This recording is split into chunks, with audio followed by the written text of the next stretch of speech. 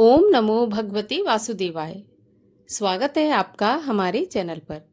आज के इस वीडियो में हम आपको सुनाएंगे सत्यनारायण व्रत की कथा।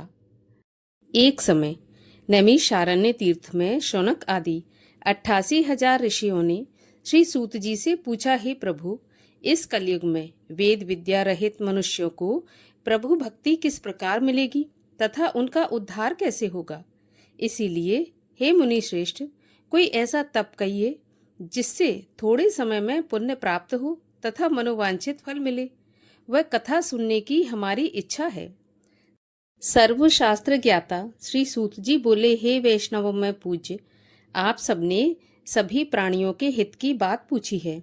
अब मैं उस श्रेष्ठ व्रत को आप लोगों से कहूंगा जिस व्रत को नारद जी ने लक्ष्मी नारायण से पूछा था और श्री लक्ष्मीपति ने मुनि श्रेष्ठ नारद जी से कहा था। सो ध्यान पूर्वक सुनो। एक समय योगी राज नारद जी दूसरों के हित की इच्छा से अनेक लोकों में घूमते हुए मृत्यु लोक में आ पहुंचे। वहां बहुत से योनियों में जन्मे हुए प्राय सभी मनुष्यों को अपने कर्मों के द्वारा अनेक दुखों से पीड़ित देखकर सोचा कि किस यत्न के करने से निश्चय ही इनके दुखों का नाश हो सकेगा। ऐसा मन में सोचकर विष्णु लोक को गए। वहां श्वेत वर्ण और 4 भुजाओं वाले देवों के ईश नारायण को, जिनके हाथों में शंख चक्र गदा और पद्म थे तथा वरमाला पहने हुए थे, देखकर स्तुति करने लगे। हे भगवान, आप अत्यंत शक्ति से संपन्न हैं। मन तथा वाणी भी आपको नहीं पा सकती। आपका आदि मध्य और अंत नहीं है।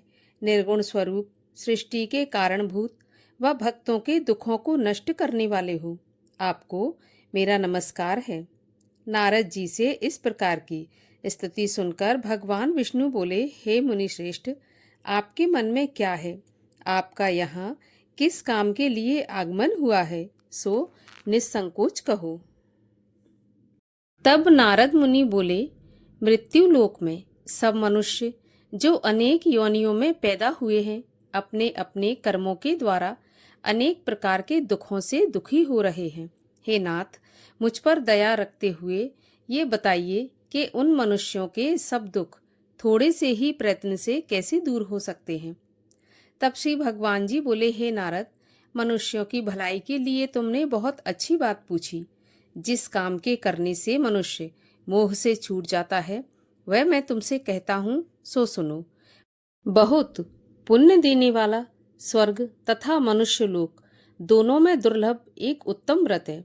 आज मैं प्रेमवश होकर तुमसे कहता हूँ। श्री सत्यनारायण का ये व्रत अच्छी तरह विधान पूर्वक करके मनुष्य तुरंत ही यहाँ सुख भोग कर मरने पर मोक्ष को प्राप्त होता है। श्री भगवान के ऐसे वचन सुनकर नारद मुनि बोले कि उस व्रत का क्या फल है, क्या विधान है और किसने यह व्रत किया है और किस दिन यह व्रत करना चाहिए, आप विस्तार पूर्वक मुझे बताइए। तब भगवान बोले, दुख शोक आदि को दूर करने वाला, धन धान्य को बढ़ाने वाला, सौभाग्य तथा संतान को देने वाला, यह व्रत सब स्थानों पर विजय कराने वाला है। भक्ति और श्रद्धा के साथ किसी भी दिन मनुष्य श्री सत्यनारायण की शाम के समय ब्राह्मणों और बंधुओं के साथ धर्मपरायण होकर पूजा करे। भक्ति भाव से नैवेद्य, केले के फल, घी, दूध और गेहूं का चूर्ण सवाया लेवें। गेहूं के अभाव में साठी का चूर्ण, शक्कर तथा गुड़ लें और सब भक्षण योग्य पदार्थ जमा करके भगवान को अर्पण कर दें तथा बंधुओं सहित ब्राह्मणों को भोजन करावें। तत्पश्चात स्वयं भोजन करें। नृत्य गीत आदि का आचरण कर श्री सत्यनारायण भगवान को स्मरण करता हुआ समय व्यतीत करें। इस तरह व्रत करने पर मनुष्यों की इच्छा निश्चय ही पूरी होती है। विशेषकर इस कलयुग में भूमि पर यही मोक्ष का सरल उपाय है। प्रथम अध्याय समाप्त। दूसरा अध्याय। श्री सूत जी बोले, हे ऋषियों, जिसने पहले समय में इस व्रत को किया है उसका इतिहास कहता हूँ, सो ध्यान से सुनो। सुंदर काशीपुरी नगरी में एक अति निर्धन ब्राह्मण रहता था। वह भूख प्यास से बेचैन हुआ नित्य ही पृथ्वी पर घूमता था। ब्राह्मणों से प्रेम करने वाले भगवान ने ब्राह्मण को दुखी देखकर बूढ़े ब्राह्मण का रूप धर के उसके पास जाकर आदर के साथ पूछा कि हे ब्राह्मण, नित्य दुखी पृथ्वी पर क्यों घूमता है? हे श्रेष्ठ ब्राह्मण, ये सब मुझसे कहो, मैं सुनना चाहता हूँ। ब्राह्मण बोला, मैं बहुत निर्धन हूँ, भिक्षा के लिए पृथ्वी पर फिरता रहता हूँ। हे भगवान, यदि आप इसका उपाय जानते हो तो कृपा करके कहिए। तब ब्राह्मण बोला कि सत्यनारायण भगवान मनवांछित फल देने वाले हैं, इसलिए हे ब्राह्मण, तू उनका पूजन कर, जिसके करने से मनुष्य सब दुखों से मुक्त होता है। ब्राह्मण को व्रत का सारा विधान बताकर बूढ़े ब्राह्मण का रूप धारण करने वाले श्री सत्यनारायण भगवान अंतर्ध्यान हो गए। जिस व्रत को ब्राह्मण ने बताया है, मैं उसको करूँगा, ऐसा निश्चय करके उसे रात में नींद भी नहीं आई। वह सवेरे ही उठकर श्री सत्यनारायण भगवान के व्रत का निश्चय करके भिक्षा के लिए चला। उस दिन उसको भिक्षा में बहुत सा धन मिला, जिससे बंधु बांधवों के साथ उसने श्री सत्यनारायण भगवान का व्रत किया। इसके करने से वह ब्राह्मण सभी दुखों से छूटकर अनेक प्रकार की संपत्तियों से युक्त हुआ। उस समय से वह ब्राह्मण हर महीने इस व्रत को करने लगा। इस तरह श्री सत्यनारायण भगवान के व्रत को जो करेगा वह सभी पापों से छूटकर मोक्ष को प्राप्त होगा। इस तरह नारद जी ने नारायण का कहा हुआ यह व्रत तुमसे कहा। हे विप्रो, मैं अब और क्या कहूँ? तब ऋषि बोले, हे मुनीश्वर, संसार में इस ब्राह्मण से सुनकर किस किसने इस व्रत को किया और हम ये सब सुनना चाहते हैं, इसके लिए हमारे मन में श्रद्धा है।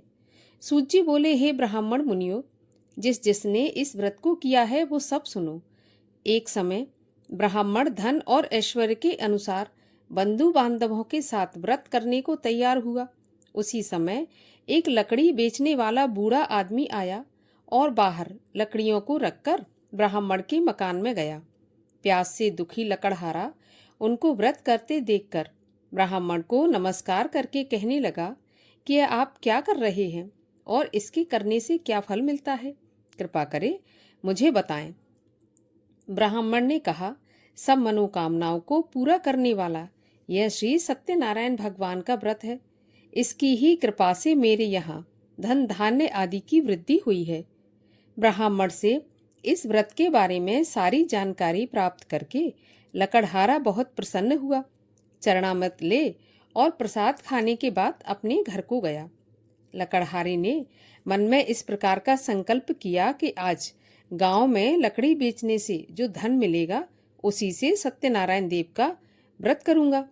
ऐसा मन में विचार कर बूढ़ा ब्राह्मण लकड़ियां अपने सिर पर रखकर जिस नगर में धनवान लोग रहते थे वह ऐसे सुंदर नगर में गया।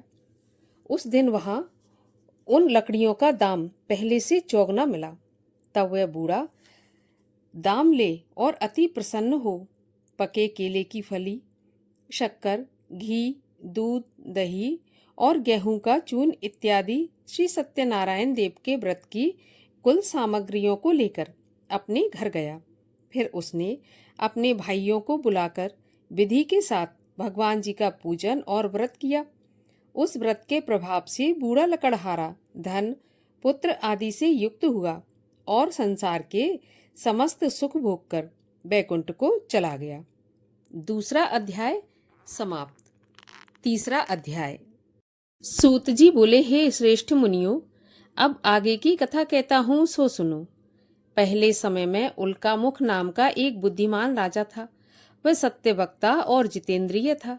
प्रतिदिन देव स्थानों में जाता तथा गरीबों को धन देकर उनके कष्ट दूर करता था। उसकी पत्नी कमल के समान मुख वाली और सती साध्वी थी। भद्रशिला नदी के तट पर उन दोनों ने श्री सत्यनारायण देव का व्रत किया। उस समय में वहाँ एक साधु वैश्य आया। उसके पास व्यापार के लिए बहुत सा धन था। वह नाव को किनारे पर ठहराकर राजा के पास गया और राजा को व्रत करते हुए देखकर विनय के साथ पूछने लगा कि राजन, भक्ति युक्त चित्त से यह आप क्या कर रहे हैं? मेरी सुनने की इच्छा है। सो आप मुझे बताइए।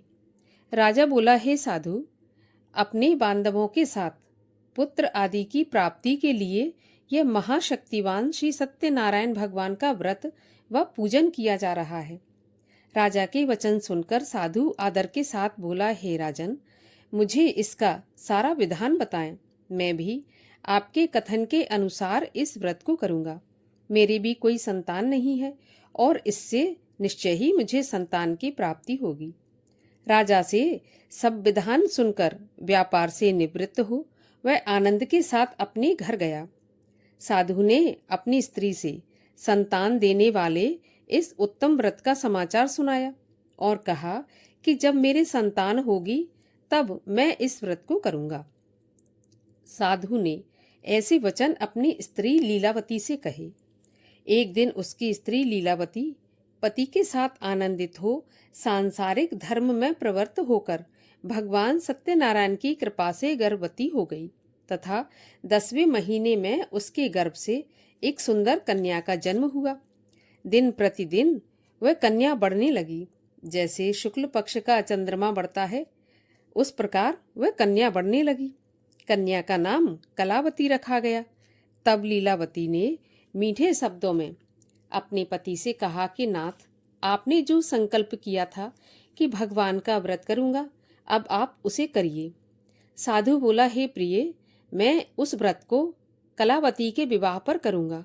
इस प्रकार अपनी पत्नी को आश्वासन देकर वह नगर को गया। कलावती पिता के घर में बड़ी होने लगी। साधु ने जब नगर में सखियों के साथ अपनी पुत्री को खेलते देखा तो तुरंत ही दूत बुलाकर कहा कि मेरी पुत्री के लिए कोई योग्य वर देखकर लाओ। साधु की आज्ञा पाकर दूत कंचन नगर पहुंचा और वहां पर बड़ी खोजबीन के बाद देखभाल करके लड़की के लिए सुयोग्य वणिक पुत्र को ले आया। उस सुयोग्य लड़के को देखकर साधु ने अपने बंधु बांधवों सहित प्रसन्न चित्त अपनी पुत्री का विवाह उसके साथ करा दिया। किंतु दुर्भाग्य से विवाह के समय भी उस व्रत को करना भूल गया।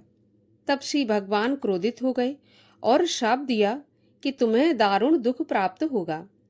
अपने कार्य में कुशल साधु बनिया अपने दामाद के सहित समुद्र के पास स्थित रत्नपुर नगर में गया और वहां दोनों ससुर दामाद चंद्रकेतु राजा के उस नगर में व्यापार करने लगे।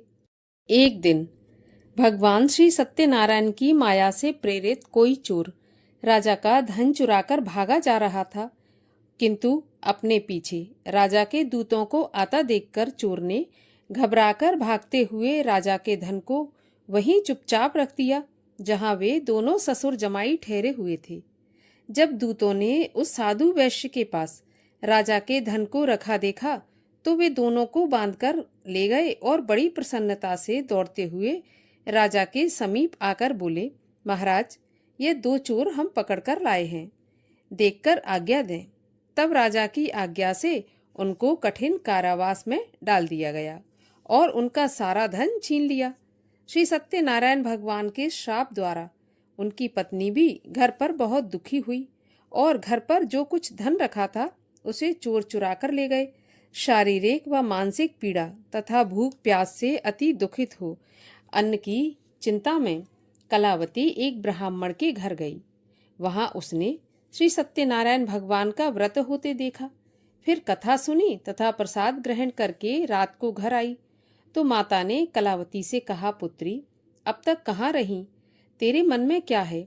कलावती बोली, माता, मैंने एक ब्राह्मण के घर श्री सत्यनारायण भगवान का व्रत देखा है। कन्या के वचन सुनकर लीलावती भगवान के पूजन की तैयारी करने लगी।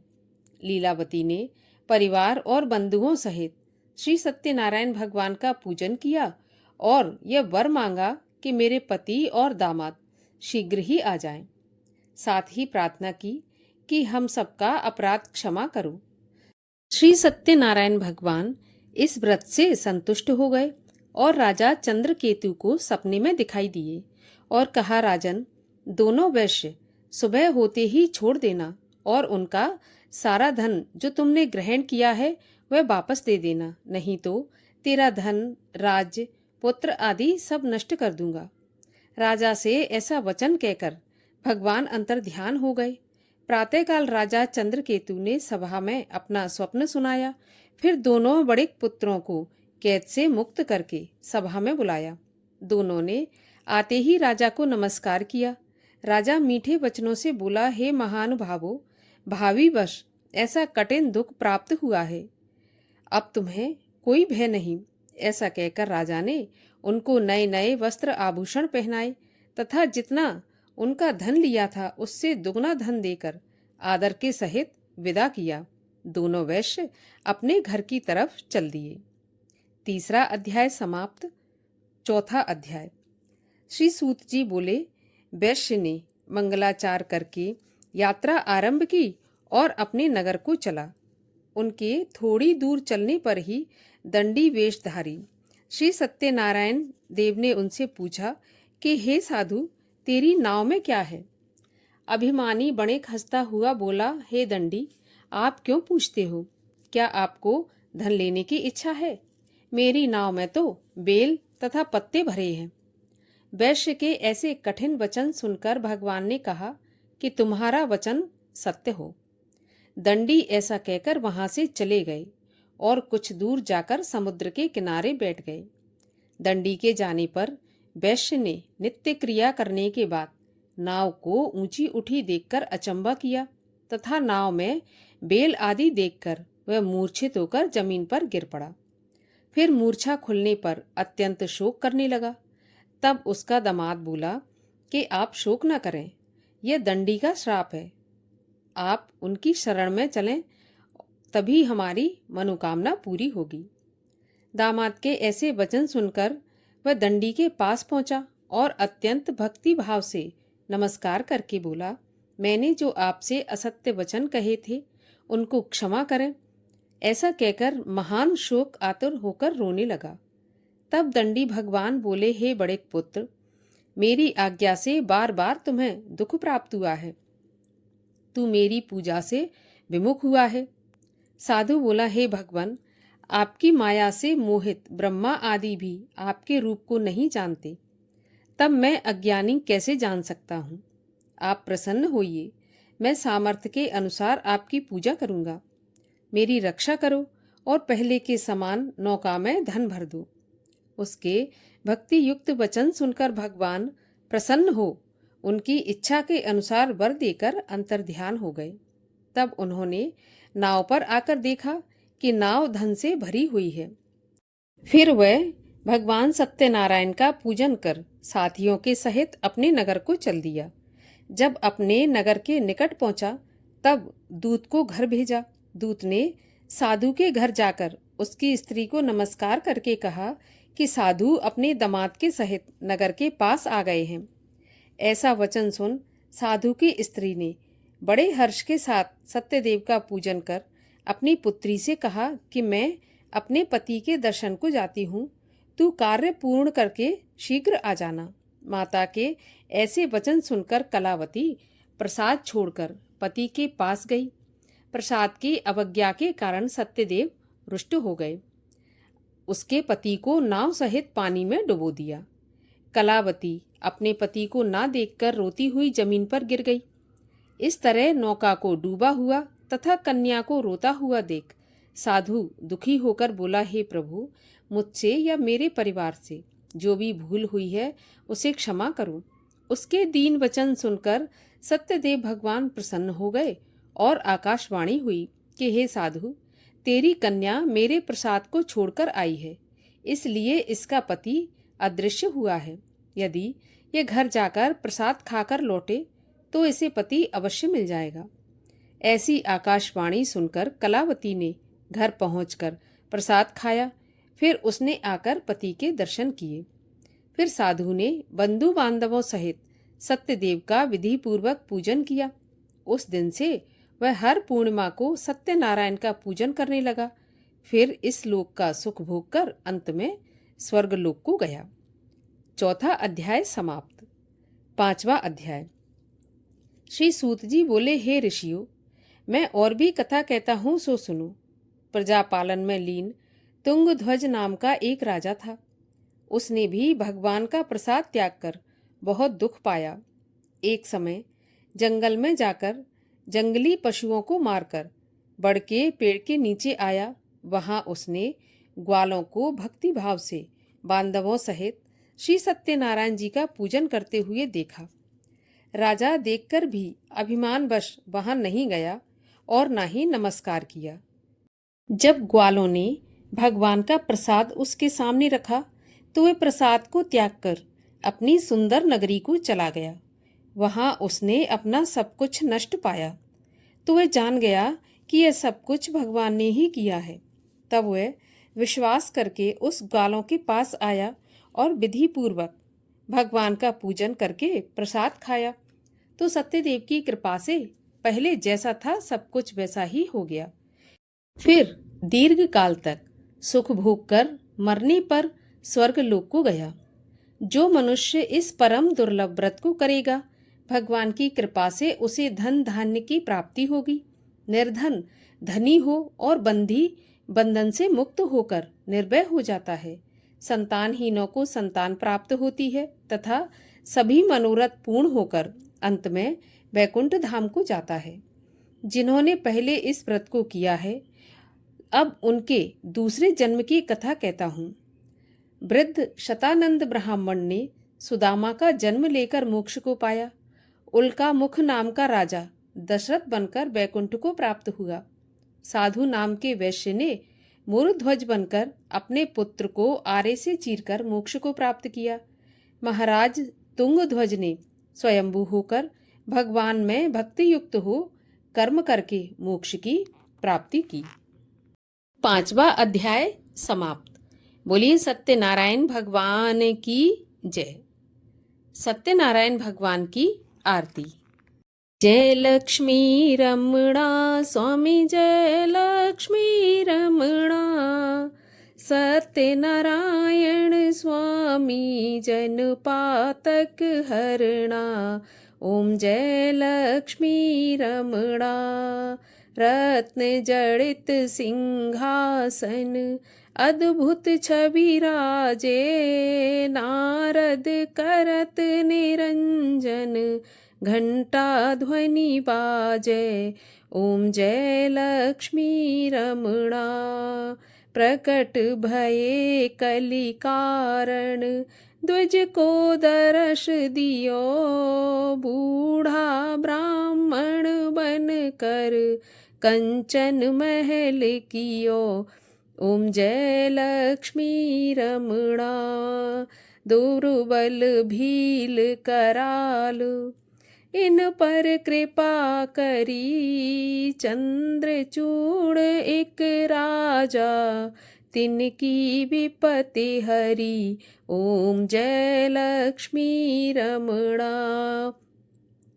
वैश्य मनोरथ पायो श्रद्धा तज दीनी। सो फल भोग्यो प्रभु जी फिर स्तुति तुम ही। ओम जय लक्ष्मी रमणा। भाव भक्ति के कारण क्षण क्षण रूप धर्यो। श्रद्धा धारण कीनी तिनको काज सर्यो। ओम जय लक्ष्मी रमणा। ग्वाल बाल संग राजा वन में भक्ति करी। मन वांछित फल दीना दीन दयाल हरि। ओम जय लक्ष्मी रमणा। चढ़त प्रसाद सवाया कदली फल मेवा। धूप दीप तुलसी से राजी सत्य देवा। ओम जय लक्ष्मी रमणा। सत्यनारायण भगवान की आरती जो कोई जन गावे। कहत शिवानंद स्वामी मन वांछित फल पावे। ओम जय लक्ष्मी रमणा। बोलिए लक्ष्मी नारायण भगवान की जय।